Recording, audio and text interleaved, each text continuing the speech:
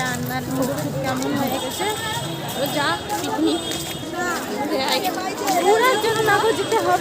Guys আবার ভিডিওতে আবার তোমাদেরকে স্বাগত। আগের ভিডিওতে আমরা দেখেছিলাম যে আমরা নবদ্বীপ থেকে মায়াপুরে আসছিলাম, পৌঁছাতে আমাদের দেরি হয়ে গেছিল, তাই আমরা ঘর বানিয়ে লাগেজ রেখে চলে গিয়েছিলাম প্রসাদ খেতে গদা ভবনে। আমরা চলে এসেছি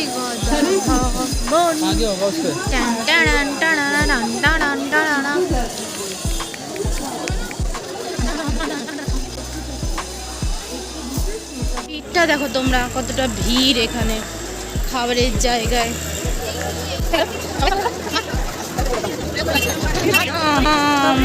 জাস্ট লাইন, এটা হচ্ছে লাইন, এখানে হচ্ছে খাবার শুরু আর এটা হচ্ছে লাইন। 100-200 জন পেরিয়ে লাইনে আমরা আসতে পারি। প্রসাদে দেওয়া হয়েছিল অন্ন, ডাল, 2 রকমের পাঁচ তরকারি আর তারপর একটা আইসক্রিম খেতে খেতে আমরা আমাদের ঘরের দিকে যাচ্ছিলাম। গদা ভবন থেকে এগিয়ে নতুন মন্দিরের ঠিক পেছন দিকটা এত সুন্দর সুন্দর গাছ, চন্দ্রমল্লিকা ফুলের গাছ লাগানো ছিল।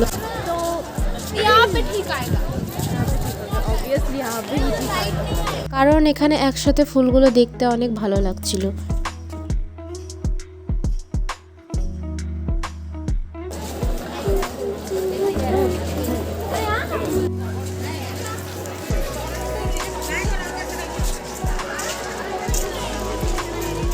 এখানে ভিডিও আর কয়েকটা ফটো তুলেই আমি চলে গিয়েছিলাম গীতামেলার দিকে। ওখানে একটা বেশ ভালো বড় গীতামেলা বসেছিল।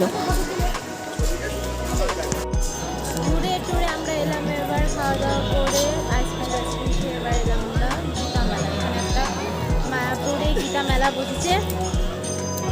অত চিৎকার করতে পারছি না, আমার গলার সাউন্ড আদেও শোনা যাবে না। যদি শোনা কেউ থাকে তাহলে আমি ভয়েস ওভার দিয়ে দিই। চারিদিকটা এরকম লাগছে দেখতে।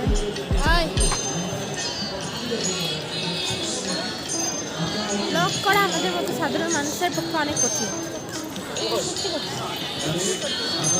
এডিট করো, এই করো, ওই করো। যারা করে ব্লগ, ডেইলি ব্লগ করে, তারা কি করে করে দেখে তো আমি সেলুট ব্যবসা করি। এখানে আমার মা, মাসি, বাবা মিলে রাধাকৃষ্ণের ফটো কিনছিল। এখানে প্রচুর ফটো, সুন্দর সুন্দর ফটো ছিল আর অনেক রকম ঠাকুরের জিনিস বিক্রি হচ্ছিল। তারপর সন্ধেবেলায় আমরা বেরিয়ে পড়েছিলাম সন্ধ্যা আরতি দেখতে।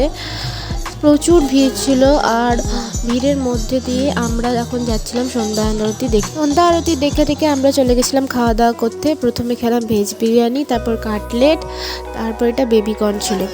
গোলু কেমন খেতে লাগলো বেবিকর্ন? হাত দিয়ে রিভিউ দিতে হবে। মন্দিরের ভিতরে একটু খাওয়া দাওয়া করেই আমরা চলে গিয়েছিলাম বাইরে। সেখানে খেলাম দই ফুচকা। এখানে তো দই ফুচকাটা দারুণ ছিল।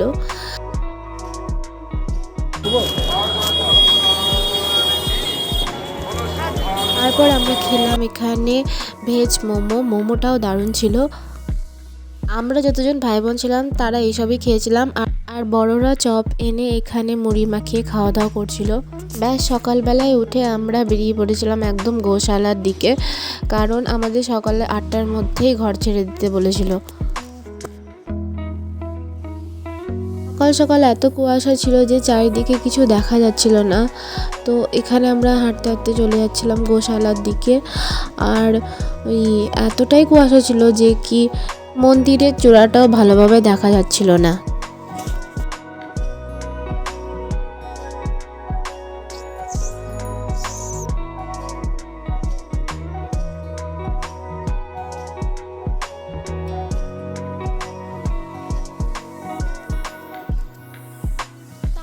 চলে এসেছি আমরা মায়াপুরের গোশালায়।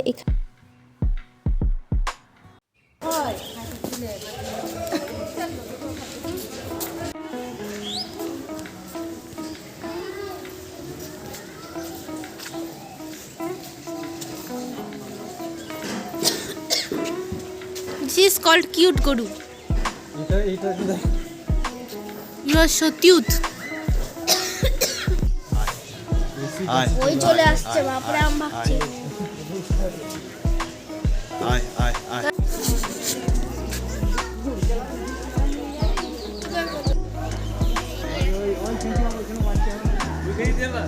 গলায় করো, গলায় গলায়। না না কোনো দরকার নেই, সার এটা। ও ঠিক আছে ঠিক আছে। এটা শোন, এটা শোন। কি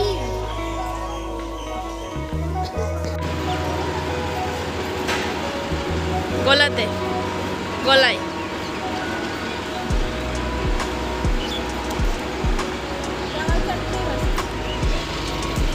গিফট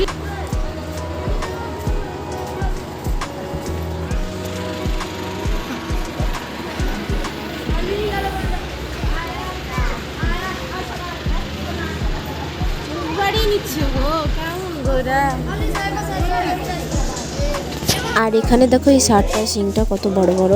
একটু বেলা হওয়ার পর কুয়াশাটা তখন হালকা কেটেছিল, কিন্তু তখনও মন্দিরের চূড়াটা দেখা যাচ্ছিল না, একদম হালকা দেখা যাচ্ছিল।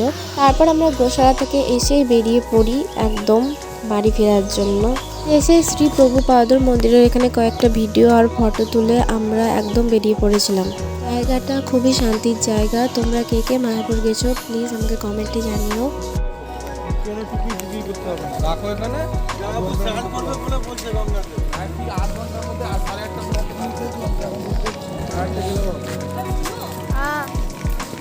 আমি কাউকে দিইনি এবার, হোয়াটসঅ্যাপে আমি শেয়ার করিনি এবার। দিব দিব বলে দিয়ে দিলে সিন করে না। হ্যাঁ হোয়াটসঅ্যাপে আমি দিইনি এবার। হ্যাঁ হোয়াটসঅ্যাপে আমি কিছুতে শেয়ার করিনি, তাই সবাই আমার ভিডিওকে লাইক শেয়ার এন্ড সাবস্ক্রাইব করে দিও। তারপর আমরা মায়াপুর ঘাট থেকে স্টিমারে করে গেলাম নবদ্বীপ ঘাটে।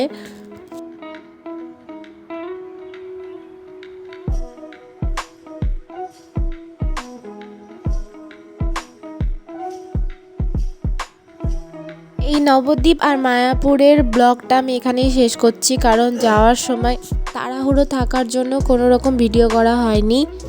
নবদ্বীপ ঘাটে পৌঁছে আমরা চলে গিয়েছিলাম একেবারে নবদ্বীপ স্টেশনে, সেখান থেকে ট্রেন ধরে বাড়ি এসেছিলাম। আজকের জন্য ভিডিওটা এতটুকুই। যদি ভালো লেগে থাকে চ্যানেলটাকে please like share and subscribe করে দিও। আবার আসবো একটা নতুন ব্লগের সাথে। এখনকার জন্য টাটা।